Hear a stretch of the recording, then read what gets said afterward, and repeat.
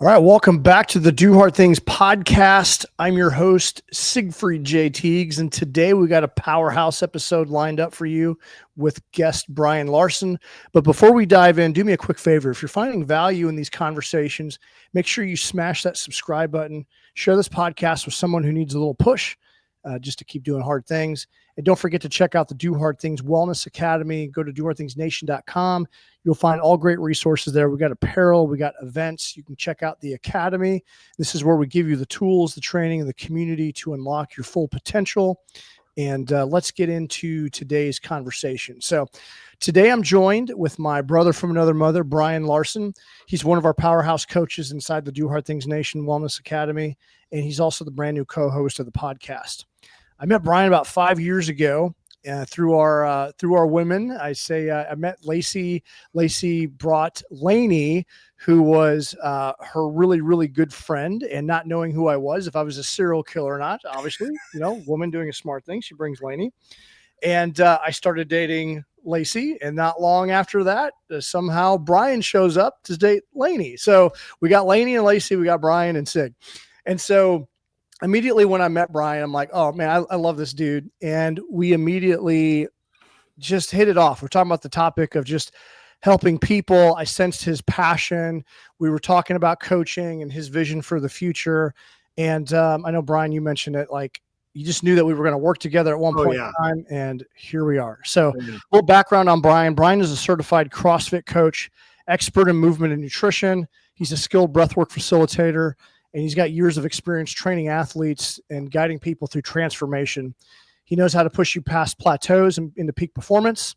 And, Brian just brings intensity, clarity, practical tools that will help you break limits, step fully into your potential. And today we get to hear a story, his philosophy, tools, and ultimately what Brian's purpose is here. And so, Brian, welcome. Thanks, man. Did I miss anything in your intro? No, it was better than I'd have done for myself. What I love about Brian, like if you meet him, he has such a stature. Like he's just got the physique, he's chiseled, and the flexibility that you have is incredible. Like, so you want to talk about a master of movement. He knows what he's talking about and what he is doing. And so I have tremendous admiration for your knowledge base. In addition to, you've dragged me into this breathwork journey. So it's been awesome. I did, didn't I? So, all right. So I've got a bunch of questions here for you. Let's roll. Let's dive in. Take me back. When was the first time that you realized movement and fitness weren't just about looking good, but about like transformation and just living a good life? It's funny. It probably 98, I think. So I had started working out in high school because I was about that big around. I was same height, 130 pounds. I'm 185 now. So quite a bit of muscle mass difference. And that was just about, okay, I want to put some muscle on this frame. But I got married in 98. I got married, started in the pharma industry, and bought a new house. How old were you then? I was, that would have been 25. Okay. And up until that point, I had been pretty fit all the way up until then. But I blew out a tendon in my elbow and started that pharma job, and we call it the pharma 15. You gain about 15 pounds in the first year if you would eat all the food you're taking to offices. And so I gained an unhealthy weight, not like oh yeah, it wasn't muscle mass. And so I got all the way up to 198, and for me that was a lot of weight, and I lost some muscle mass, and I've got really bad family history, and so type 2 diabetes, heart disease.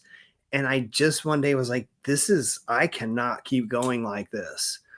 And I started really cracking down on, I rehabbed the elbow, got back in the gym, then really went on a fitness journey or a nutrition journey. I didn't really know much about nutrition at that standpoint. I had done, genetics when you're young, you can put on muscle mass and stay lean. But as you get a little older, it's a little harder. And so I really learned about nutrition.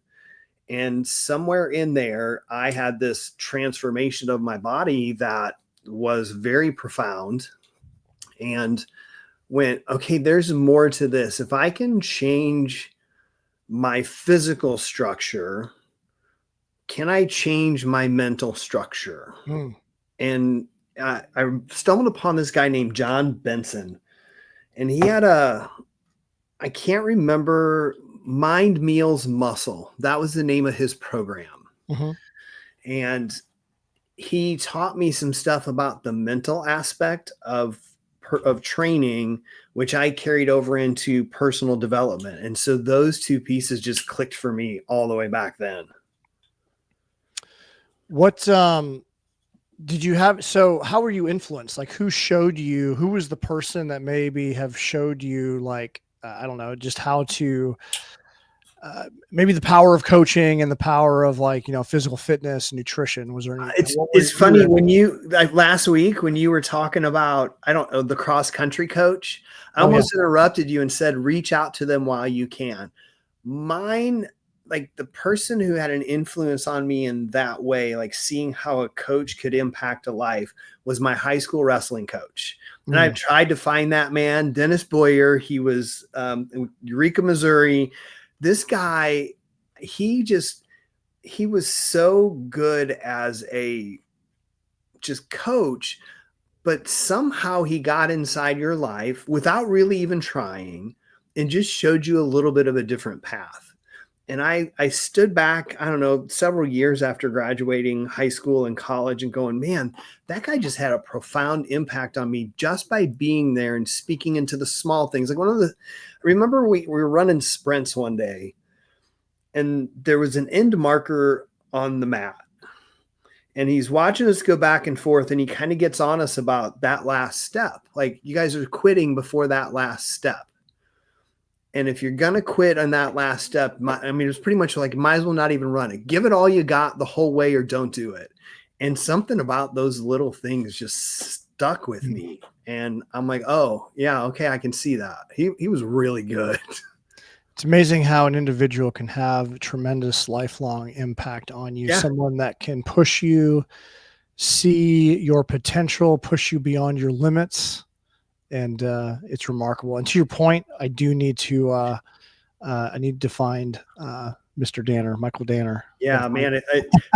I don't even know if he's around. I've looked. I even called the high school at one point. They had lost touch with him, but yeah, he was amazing. Just absolutely amazing.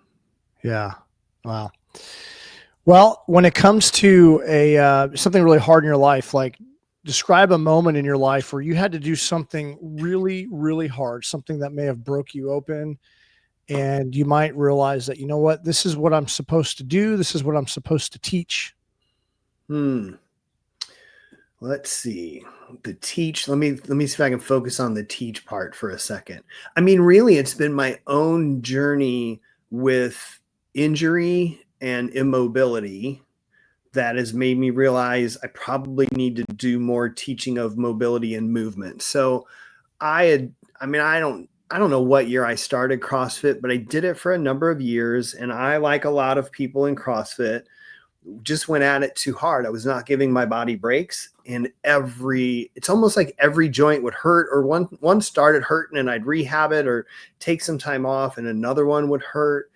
Well, what I learned was it essentially was my lack of range of motion and strength at all end ranges. So you get in a squat, if I'm down in the bottom of a squat, oh, my glutes weren't still engaged. So I was losing some stability, which once you start, those things happen, it like breaks everything down all along the way. And so I had enough injury where I started trying to figure out, what do I need to do differently? And so I was almost done working out completely. I'm like, I can't keep doing this, but I also can't keep getting out of bed every morning and hurting the way I do.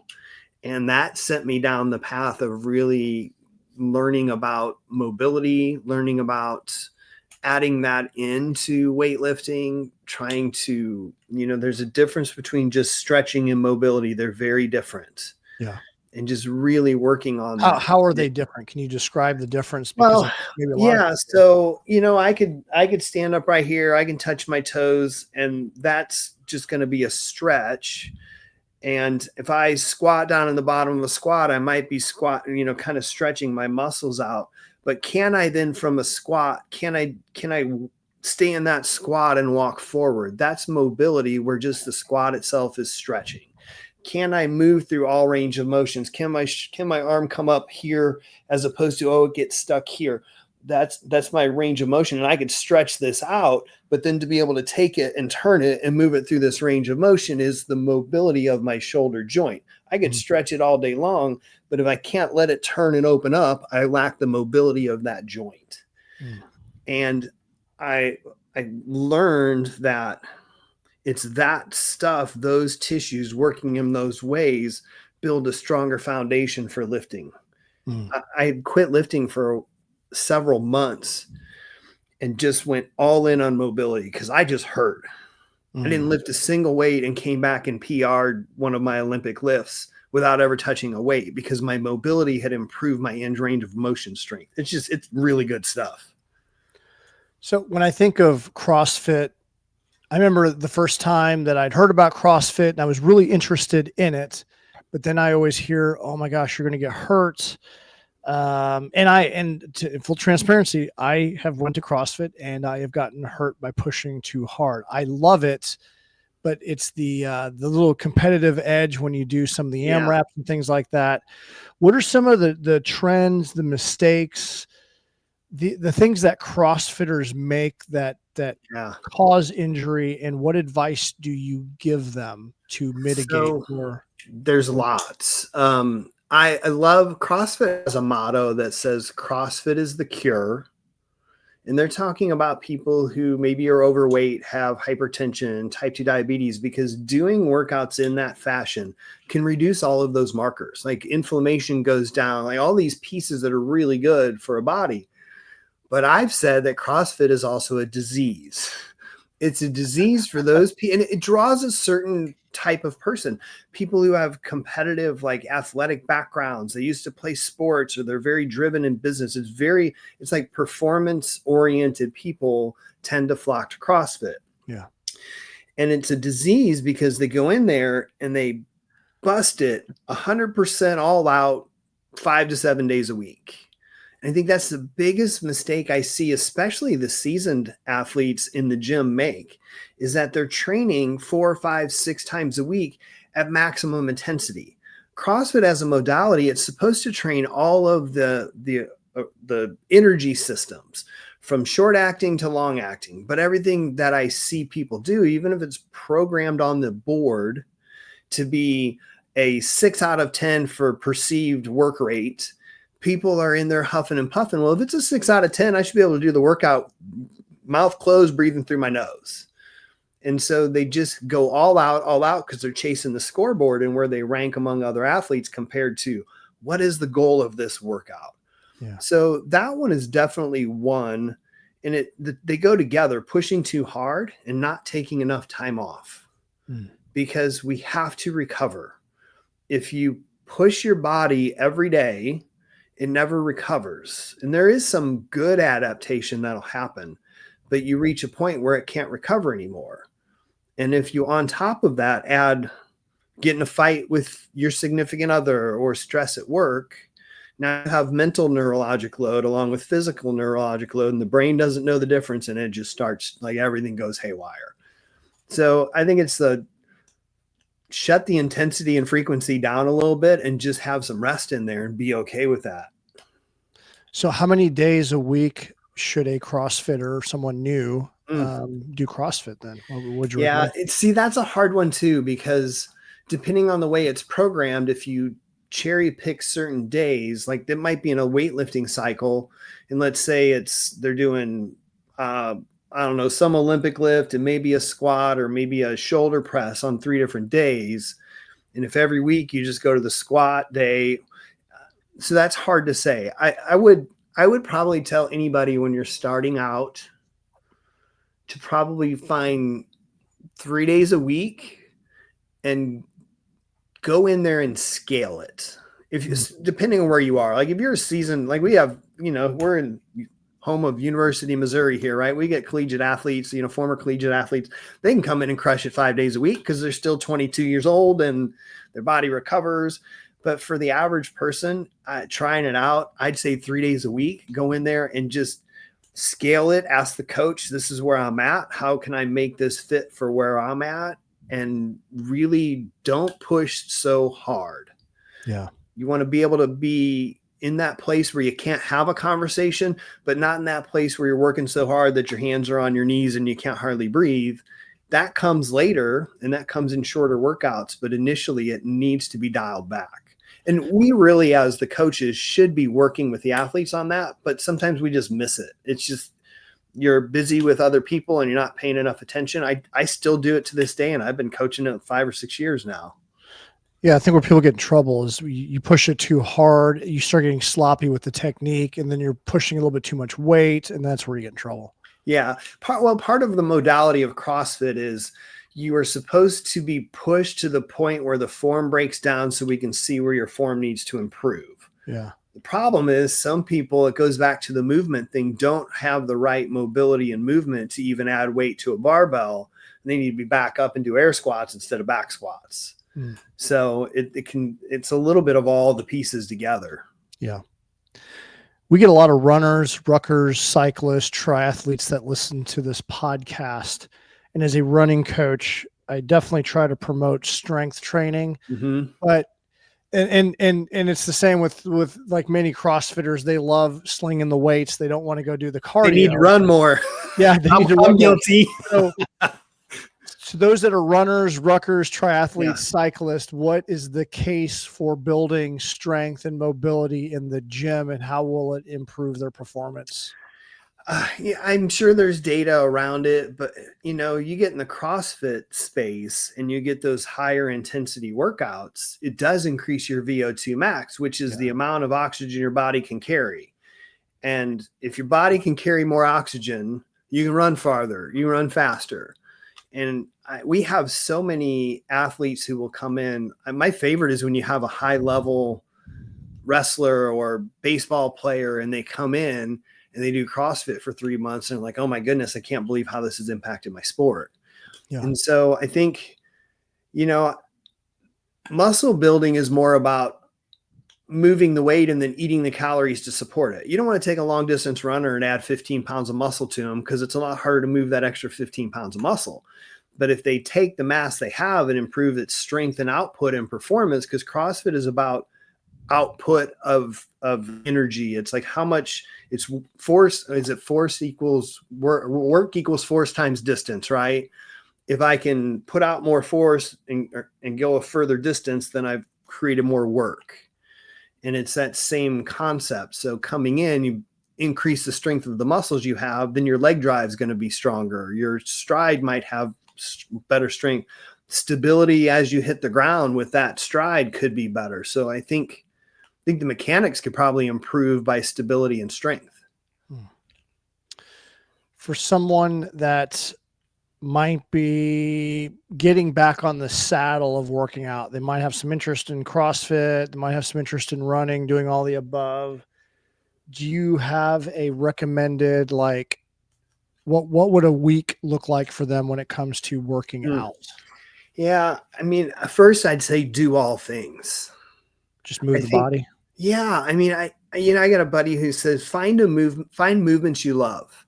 Because if you don't find movements you love, you'll only do them until like, oh, whatever your goal is. Oh, I want to lose 10 pounds. Once they lose the 10 pounds, goal hit, I'm done. But if you truly get in there and love it, like people who have an athletic background, a competitive athletic background, tend to love CrossFit.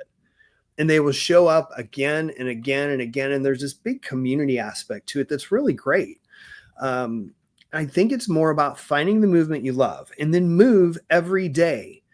Even if I'm in a recovery day, I will still do mobility work and I will walk 2+ miles. So that's where I think the 10,000 steps is an amazing thing. I would say 10,000 steps every day, because it actually serves as a form of recovery based on your heart rate. If your heart rate is below, like, I don't know, 130, 135, depending on age and all those factors, you're actually getting recovery. Yeah. And so I would say, do the walk, lift 3 or 4 times a week. And then if you're a runner, I guess it depends. Like, how many days a week are you running? If you're running 4 or 5, I'd lift a couple. and just find a 30-minute session. It doesn't have to be CrossFit. It can be any weightlifting program that just really works multiple muscle groups at one time. But I would say do them all, because one of the best predictors, there's two really good predictors of longevity: lung capacity and your ability to get up from the floor. Yeah. And it's, they always joke about some of the CrossFit movements, but all the burpee it is teaching yourself how to get from your chest up into your hands and standing straight up. It's all a burpee is, floor to standing up. And so those two things are really good predictors of longevity. And can you live a life by yourself, or do you have to be admitted somewhere where they have to take care of you? Yeah.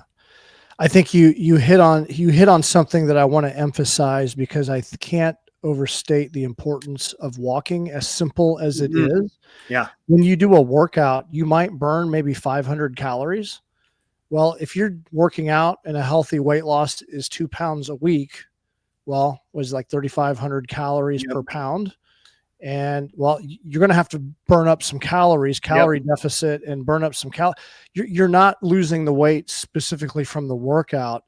It's the movement throughout the day, and the steps are what really, really make a big difference in that. And for runners, can't underestimate the time on feet. So just walk, like spending your breaks throughout the day, walking or getting some movement in is so incredibly important. And it's so simple. People forget about it, but that 10,000 steps a day is a great rule of thumb.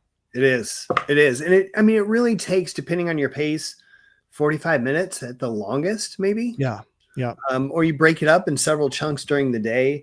It just makes such a big difference, and it really truly does help recovery. And one of the things I've started doing recently, it kind of aligns with our breath work, is you can actually, I read the book, The Oxygen Advantage, and he talks about, instead of hyperventilation, hypoventilation. And so breathing slow and really light, and then taking an exhale hold for 5 to 10 steps, and you'll get a little bit of air hunger. And then you breathe in for a couple recovery breaths, walk for another minute, and do that. And that too improves your body's ability to discharge and absorb like oxygen and CO2. It's really fascinating. Something I just recently learned, I think is probably through our breathwork sessions, is that fat is burned. I guess maybe burned is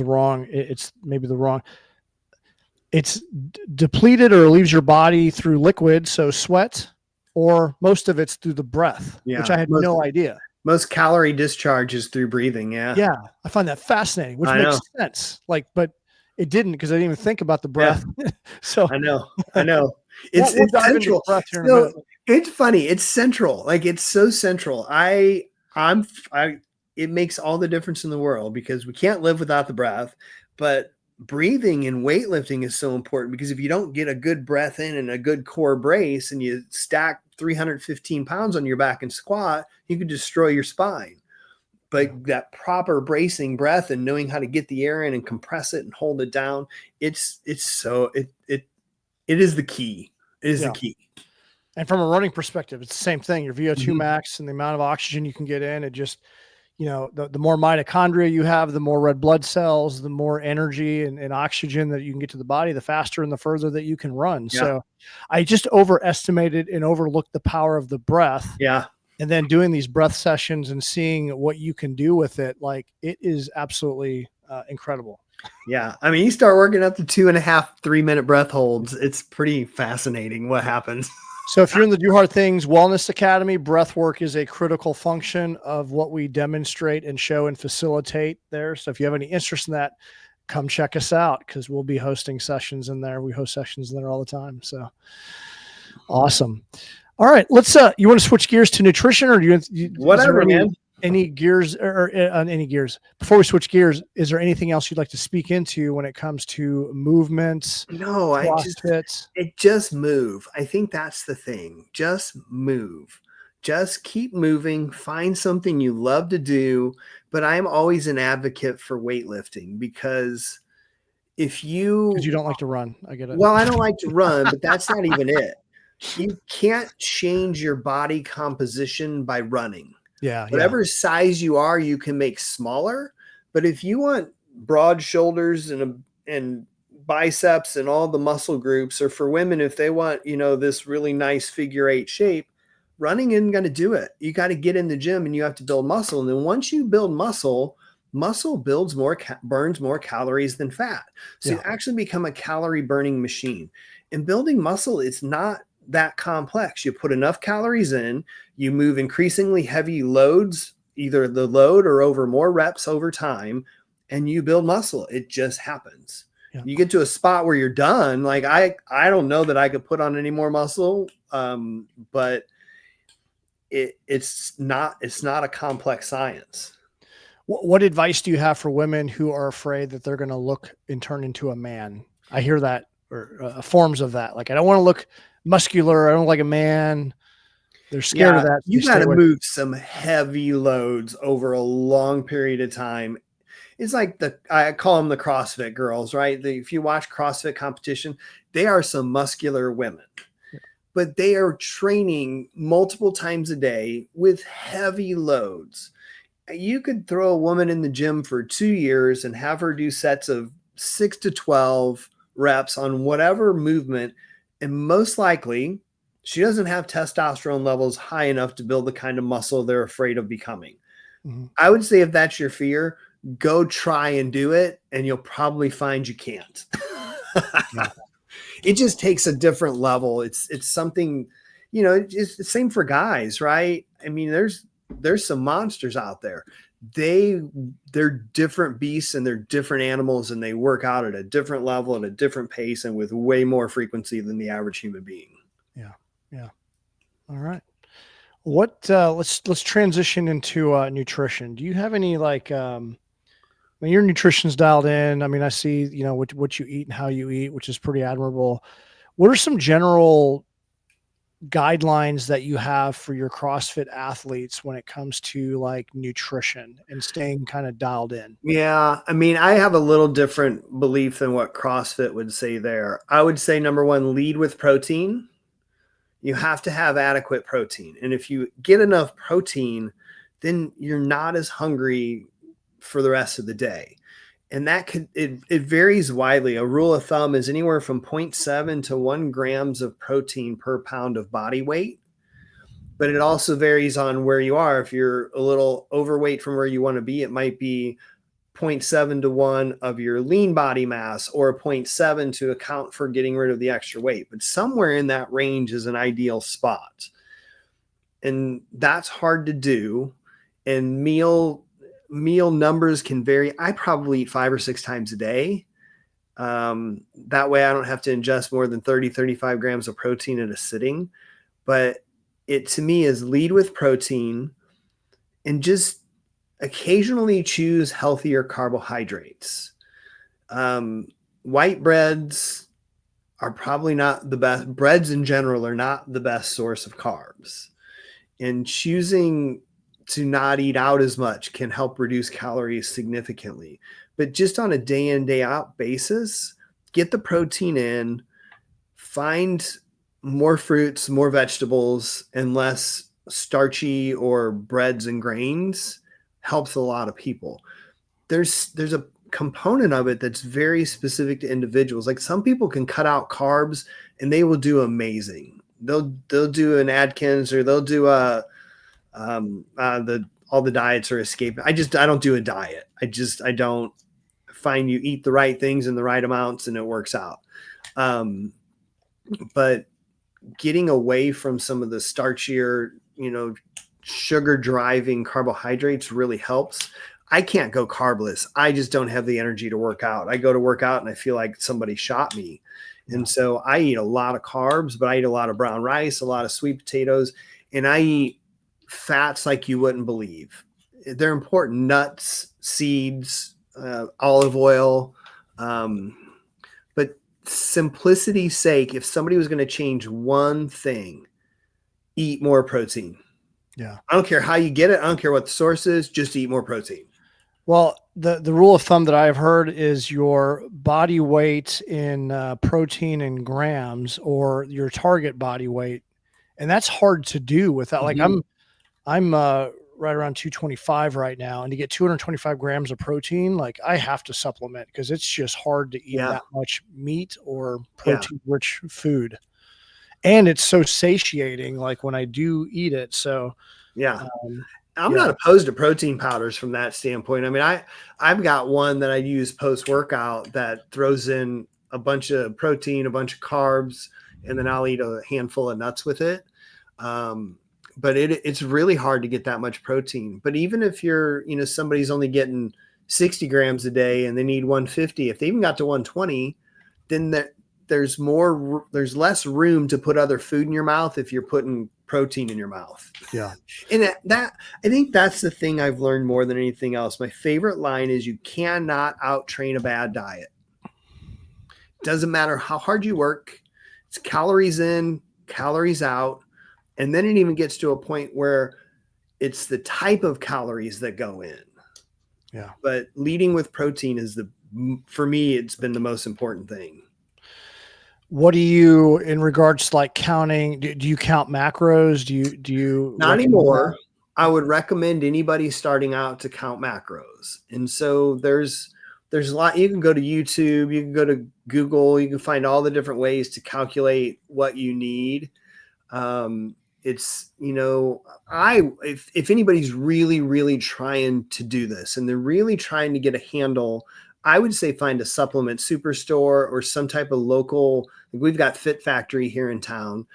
Go in there, get on their machine, and they've got a machine that will measure your body fat percentage. Now, they're not perfect, but they give you a baseline and it shoots out your basal metabolic rate. So that tells you, okay, if I do nothing today but sit on the couch, I'm going to burn 1,900 calories. And so I know to maintain where I'm at, it's 1,900 calories. And so from there, do I want to gain weight, lose weight, or maintain? And I go up or down based on that. And so calories are one of the most important factors. So figure out how many calories you need in a day. And then from there, I don't do them anymore. When I started this whole journey, I counted calories and macros, but now I can pretty much tell you, like a good rule of thumb, about a 4-ounce piece of meat is about the size of a deck of cards, and it's going to be about 30 grams of protein. The size of your fist is about a serving of carbs for somebody. A little handful of nuts in the palm of your hand is the size of fat. So I just have gotten to where I don't even think about it. I just kind of know. But to track it, to understand what you're taking in, you'd be surprised if you write down every single thing you eat in a day, how many times you pass by the kitchen and grab like a couple potato chips. Yeah. Or if there's chocolate out. I mean, it adds up. And it can be 300, 400, 500 calories, and 500 calories a day, 7 days is a pound. Yeah. So tracking them is important. The macros become important at some point, but I think tracking overall calories is probably the most important starting block, and then figuring out what macro ratio do you need. And that's a whole different conversation. Yeah. Well, I think that's a good point. If you focus on the protein, don't overcomplicate it, keep it simple. But when you start some level of tracking, you have to track until you get good enough. Yeah. You got to do what's Pearson's law. What gets tracked, measured, and what gets tracked and measured improves. What gets tracked, measured, and recorded, reported, i.e. having a coach to submit it to, improves significantly. So that's good. Yeah. I think that's where some accountability comes in. And so if you're finding yourself struggling, you got to track it for a bit and then learn the tools. People overcomplicate nutrition. It's not complicated, but it is. I mean, I will say this, like your habits, and then we have big food. The cards are stacked against us a little bit. When you have the amount of, I mean, you can have DoorDash. You've got drive through. You don't have to leave your couch, man. They almost come in your house and drop it in your lap. I know, they'll almost feed it to you. That's gonna be the next service. To me, I think it is overcomplicated, and then we're always looking for the newest diet and what's going to help lose weight the fastest or whatever. But I tend to think if you are not eating well for, like, you even know, man, I eat like crap. I'm going fast food 3 times a week and I'm eating Hostess ding dongs or what. I mean, I don't know, whatever. and you want to make a change, change one thing. Get more protein and make sure you eat a breakfast that's more balanced. And then don't worry about the rest for a couple weeks. Let that adaptation sink in. Your body will shift and change.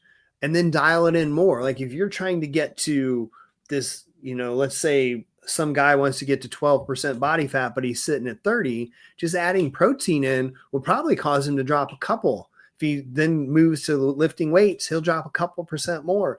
And then you just start dialing it back more. And then it becomes lifestyle, not, oh, I'm depriving myself. Like I don't really drink hardly at all.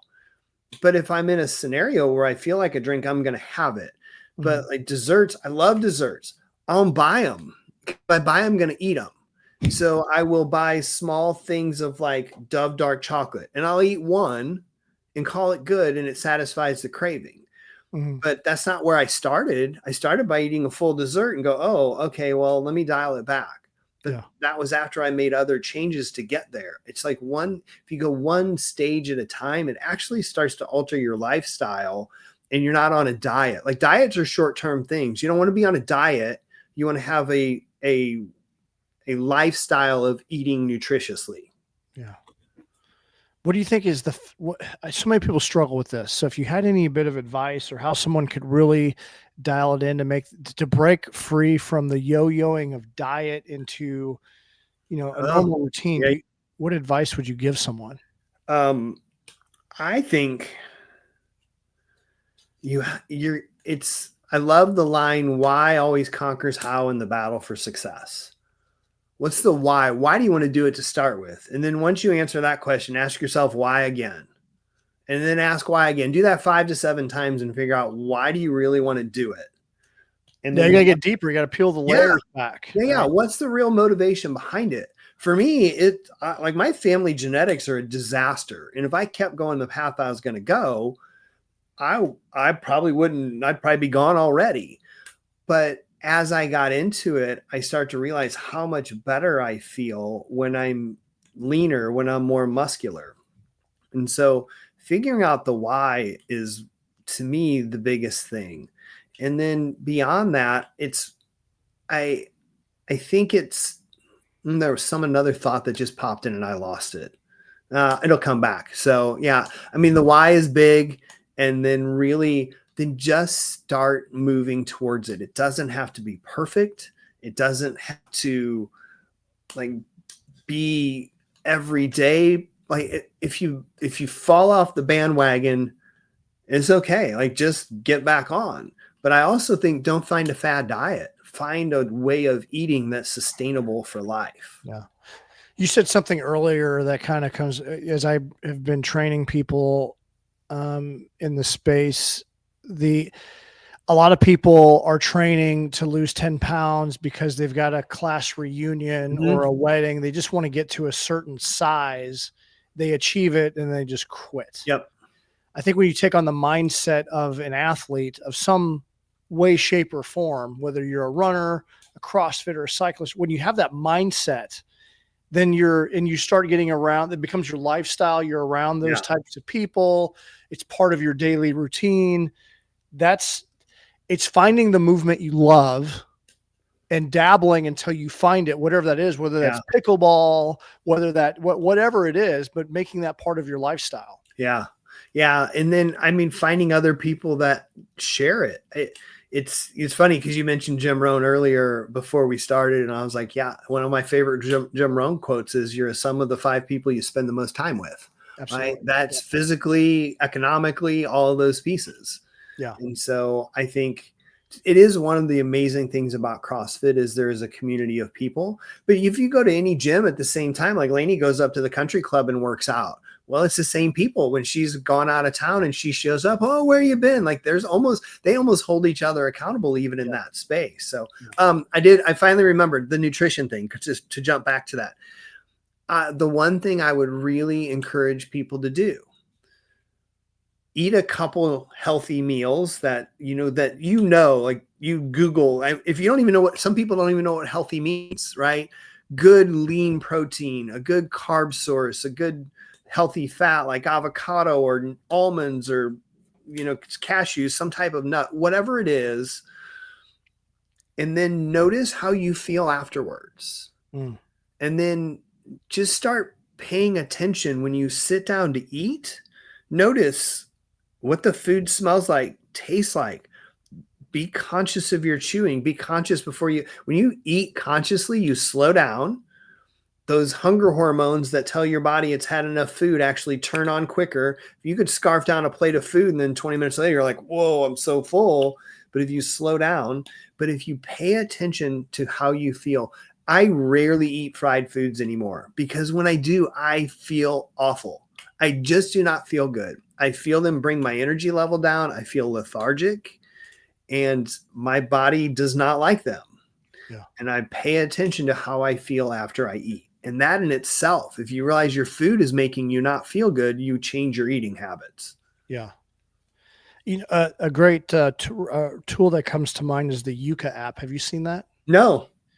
It's called YUKA. It's got a little carrot logo. It's free. And when you go, you can scan barcodes and it'll give a score of like 0 to 100. Oh. And it's red, amber, green. And it'll tell you why it scores it that way, whether it's a chemical or it's a really powerful app. In fact, we had our kids are using it and looking at stuff now. And it's a really, really great tool because you go to the grocery store, man. I tell you what, from that app, like the things that are packaged that look healthy, that are marketed as healthy, many of them are not. Oh, yeah. And there's other things that are unsuspecting. And it's crazy. You go to the spaghetti aisle, spaghetti sauce, there's like 20 different kinds and you start scanning them. They're all over the place on that. Yeah. So it's, there's something that's a useful tool that can help you make some better choices. Yeah. I love fried stuff when it's in my mouth, but to your point, man, I feel like me too. I like the taste, but my body does not like it post eating it at all. At all. Oh, well, let's transition to the breath work because here's my take on breath work. I used to think it was hippy dippy. Yeah, me too. And people, you see people doing it on the TikTok. They're looking all weird. Like, in fact, I was doing it out in the yard the other day, and Lacey's daughter's like, what's he doing out there? He looks like he's embarrassing us. He makes us look like we're in a cult or something. She didn't understand what I was doing. She's like, he's out there making these weird movements, make my stomach in and out, So but man, just tell us how you got into breath work. What has it done for you and why have you decided to teach it? And why is it a critical component now of what we're doing? So it's, I'll start at the scientific level because I love fitness and working out because you're inducing hormesis, this positive stress that causes your body to respond and change. Mm-hmm. And I've always loved that. I've liked the idea of, if I move my muscles in this way, I can build them. If I add cardio, I can burn fat. So I can constantly stress my bodies in ways to change it. And breath work does the same thing. It induces stress to the body, which then helps you learn how to deal. So your internal stress, and then in everyday situations, it helps you learn how to deal with external stress. And so I love that concept of inducing stress helps you manage stress better. I got into breath work.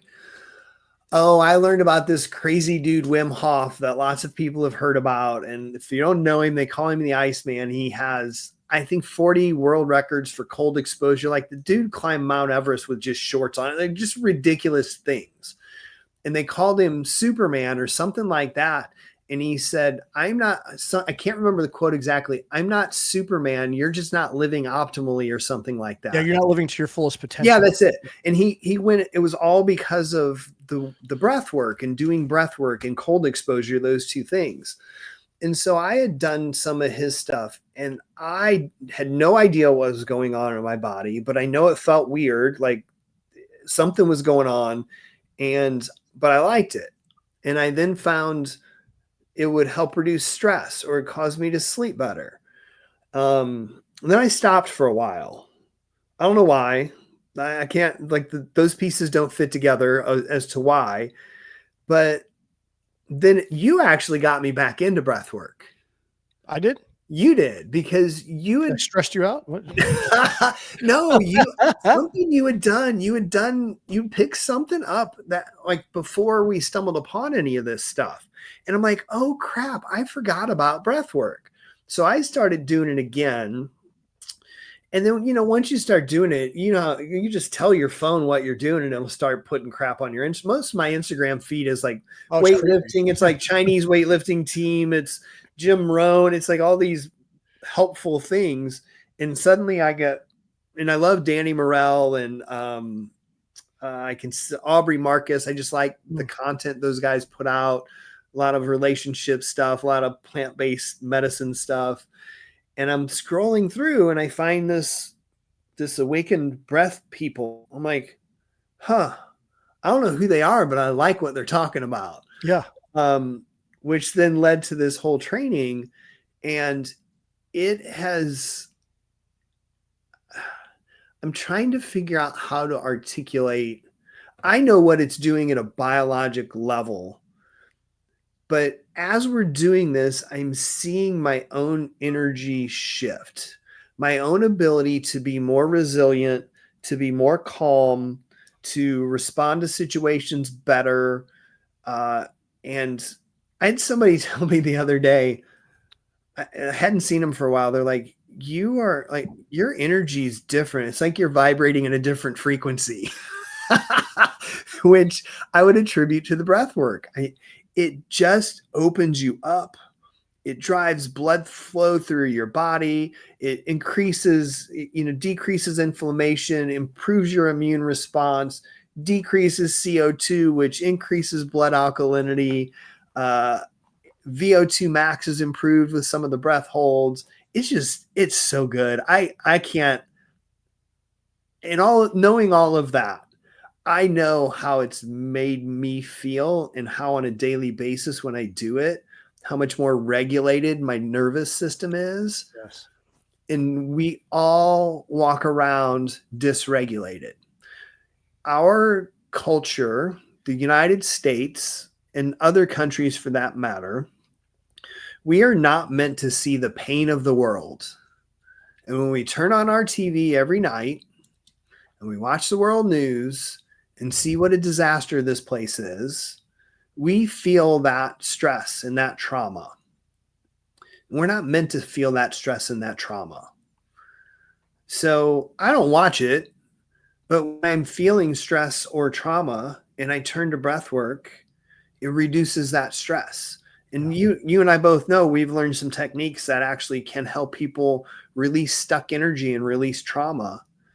And it is just so, knowing we have the ability to teach people tools to help them manage their everyday life and stress better, why would I not want to share that with everybody I can?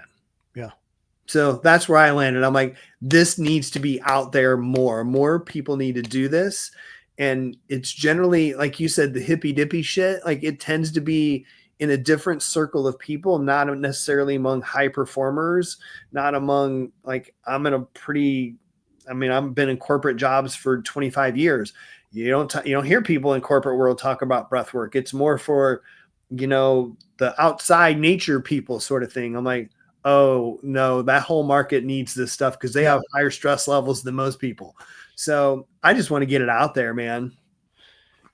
I mean, for me personally, when we partnered up and said we're going to work together, I was like, yeah, man, go do the breath work. I'm going to go study this other thing.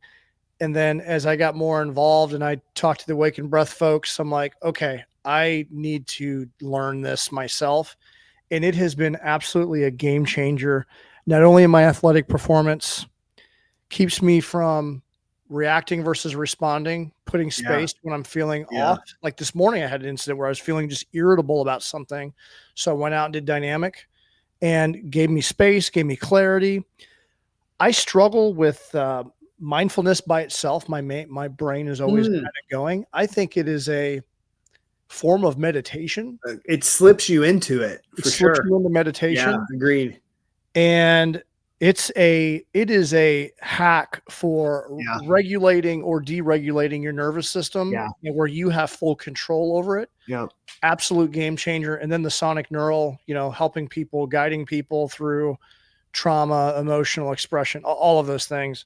So that's Yeah. why it's a critical component. Plus, Yeah. what I love about it, I'm always looking for challenges that are a little bit uncomfortable.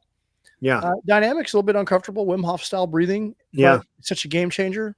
But I don't think it's the breathing that's uncomfortable. It's the breath holds that it's are the breath holds uncomfortable. that can be, you're pushing yourself to the limit, but always looking for ways to, it's one of those things that are healthy. It's a hard thing to do, Yeah. but you're better for it when you do it. Yeah. And that's why it's part of, what we're teaching in the Wellness Academy. So Yeah, we should probably pull Ben on one of these at some point. yeah, we absolutely will. Yeah. Definitely. Yeah. All right, we're 15 minutes in. We've talked about a lot in a short amount of time, so we're going to kind of start getting to the exit of the door here. Let me ask you a few more questions. Why did you decide to join the Do Hard Things Wellness Academy and be a part of this journey? What are you hoping to achieve? We just are so aligned on so many things. The base for me is the mission of service and trying to put myself in a place where I can get alongside other people and encourage them, help them push past barriers, sticking points, be it physical, emotional, whatever it is, to just be in there helping people achieve whatever that next level is. I love that you say all the time, there's a difference between a high achiever and a high performer. Yeah. Like helping people who they want to perform, but want to leave behind achieve. Yeah. Because that achieve comes with some baggage. Like, Yeah. I have to perform for other people. I have to prove myself, as opposed to I want to step into the fullness of whoever I'm meant to be or can be. Yeah. And man, to be able to have a platform where we can just put that out there and help people break plateaus, I'm all in, man. Yeah. High performance is achieving above standard norms without sacrificing health, relationships, and happiness. Yeah. And there are plenty of high achievers where you might crush it in business, absolutely destroy it, but you leave a wake of disaster behind you with a divorce, or you're not connected to your kids, or you're struggling with your diet, all of those things. You reach the top thinking it's going to provide happiness and you're still not happy. Mm-hmm. That's not what we're trying to achieve. We want to be a high performer. And yeah, man, I'm just honored that you're on this mission with us, brother. Your skills and ability, your skill set. I mean, what I have envisioned is having a bench of coaches, mindset, movements, the breath, like we've said before. It's not on our bingo card, but it is now a critical component to what we're teaching, along with the other coaches, man. You bring so much knowledge, like your flexibility and your just mobility background and just your physique and knowledge is incredible. And I hope people are going to get a chance to connect with you in the academy and improve because of it. So yeah, it's exciting. Yeah, man. All right, a couple more questions here. If you could only teach one movement or exercise to people for the rest of your career, what would it be and why? One movement or exercise. Assuming everybody could do it, it would probably be a snatch, which is an Olympic lift. Yeah, because it kind of combines a deadlift, somewhat of shoulder movement, and a squat all together. It's the best. It's just full range of motion that works on strength, speed, power, mobility. It is an all-encompassing lift. If you don't have the mobility to get in the bottom of the squat, you're not doing a full depth snatch. If you don't have the shoulder mobility to get up here and get stacked in this position with that weight overhead with solid locked scapula and just all the pieces in place, but it's my favorite to coach too, because it's so technical. Yeah. That even the Olympic lifters, the Olympic lifters, the guys who are going for the gold medal, they have coaches their entire careers. But it's so good. They're such good lifts, but they're really complex. Yeah, it's a technical movement, even without lifting anything, because I've practiced it numerous times with just the PVC pipe and just. Yeah. But once you get it, once you're able to add loads, the benefits are just enormous. because it covers almost every aspect of what you would want for weightlifting. Yeah. Awesome. If your younger self, say 18-year-old Brian, could see you today, what would he think? How the hell did that happen? Yeah, I think it'd be I didn't see that coming. Partially because I came to Columbia and went to MU with the thought I was going to go to vet school, and I got 3.5 years in and went, this school stuff sucks. I'm not doing this. Yeah. And then, I've been in the pharmaceutical industry for 20 plus years, and it's been a great career. But now with this endeavor and the breathwork coming in and knowing I'm transitioning out of that into something different, I had never seen that coming. Yeah. But how exciting to be able to take all of the learnings through my entire life, be it emotional, polarity in relationships, weightlifting, nutrition, and now be able to take it and give it to somebody else so that they can learn it faster without having to. You and I have talked about this. We've read so many books and compiled so many pieces of knowledge that it took us years and years and years, and what we have, we can give to people. And what took us years might only take them 6 months. Yeah. And that's amazing to be able to offer that to other people for their own growth and for their own, moving forward of life. Just, I've never seen it coming. It's definitely rewarding for sure. Yeah. Yeah. All right. One final question. Fast forward 10 years from now, what impact do you hope your coaching and your work inside with the Do Hard Things Wellness Academy and everything you're doing in the coaching space? What impact do you hope that you would have created? Immeasurable. Like I think I would like to look back and not even be able to comprehend how many people have come through that would then turn around and come back to us, go, it was the best time and resources I ever spent on myself, which I've been able to say about some coaching I've hired for myself at points in my life. I want to have people be able to say the same things about us. And I don't want it to be small. I go back to the retreat, right? And I'll use my exact quote.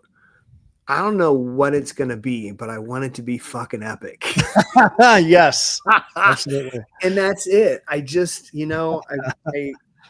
I always think we cast a vision for our lives, but it's within our own parameters of what big looks like. Like you're too afraid to make a big vision. I want this to be big. I want so many people to be able to step into this space and grow and accelerate their life forward. I don't know that I can quite articulate it. I'm super excited about what we're building. There's a quote that you have mentioned numerous times. I forgot her name. You weren't meant to live in this world. Oh, Marianne Williamson. Yes. Yeah. You want me to find it and read it real quick? Yes. I can't quote it exactly. It's in the end of the book. I don't have it. I mean, I wrote it in here, but I don't have it like verbatim. I was trying to find it real quick, but I've got it here in the tail end. Oh, by the way, the Life on Offense book is a Amazon bestseller now. So in the book, which you can get on Amazon, Life on Offense, A Tactical Guide to Dominate Life and End Mediocrity, Do Hard Things, is there for you. But this quote, when you read this to me, I'm like, this has to go in the book. And I have referenced it. Yeah, go for it. Our deepest fear is not that we are inadequate. Our deepest fear is that we are powerful beyond measure. It is our light, not our darkness, that most frightens us. We ask ourselves, who am I to be brilliant, gorgeous, talented, fabulous? Actually, who are you not to be? You are a child of God. Your playing small does not serve the world.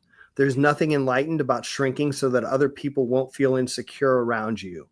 We were all meant to shine as children do. We were born to make manifest the glory of God that is within us. It's not just in some of us, it's in everyone. And as we let our own light shine, we unconsciously give other people permission to do the same. And this is my favorite line. As we are liberated from our own fear, our presence automatically liberates others. Yes, just found it. When we show up for who we are, for what we've been through, for the struggles we've worked through, and we're transparent and authentic, we give people permission to be transparent and authentic and back. And so you can know them, you can know their struggles, you can offer wisdom and pieces to help them move forward and get unstuck. I think that thing of being in transition in life, be it kids leaving the house, divorce, job, we just sometimes get stuck. I want to help people get unstuck. Yes. It's good stuff. And on that, I think it's a great way to wrap up this episode. Yeah. Brian, you're going to hear more from Brian, co-host of the podcast, and he one of the coaches inside of the Do Hard Things Wellness Academy. So if you'd like to learn more, go to dohardthingsnation.com. And just fired up for everything that we're going to build together with the Do Hard Things Nation. For everyone listening, if today's conversation inspired you, just make sure you smash that subscribe button, share this episode with someone who needs it. And if you're ready to take your performance to the next level, check out the Do Hard Things Wellness Academy. This is going to be your hub for mindset, movement, community, and you can try it out free for 7 days. 7 days. You can try it out. We got a whole bench of coaches, list of classes, try a breathwork session, go to the mindset call, go to the movement call. Just check us all out. We got a bunch of trainings in there. It's going to be epic. And that's it. That's it for this episode. In the meantime, keep doing hard things, and we will see you in the next episode.